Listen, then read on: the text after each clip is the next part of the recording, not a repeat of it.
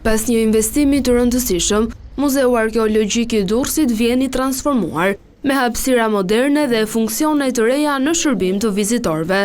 Drejtori i Qendrës Muzeore Durrës, Alban Ramohitaj, thekson se rikonstruksioni ka sjellë një riorganizim të plotë të ambienteve, duke e kthyer muzeun në një hapësirë bashkëkohore ekspozimi dhe edukimi. Kati parë ka pjesë më të hershme, atë prehistorike, vjen në mënyrë kronologjike vizitueshmëria duke ardhur nga perulla më e hershme në atë më të vonshmen.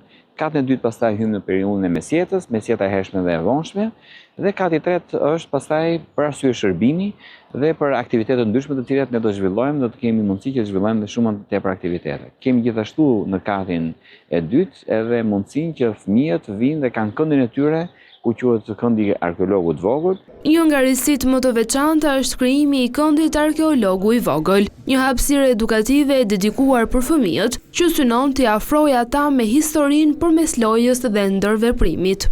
Po ashtu, muzeu është pajisur me ambiente të posaçme, por ekspozita të përkohshme dhe zhvillimin e aktiviteteve kulturore, duke e shndërruar atë në një qendër dinamike për evente dhe promovim të trashëgimisë. Me këto risi, Muzeu Arkeologjik i Durrësit synon të tërheqë një numër edhe më të madh vizitorësh, duke u pozicionuar si një nga pikat më të rëndësishme të turizmit kulturor në vend.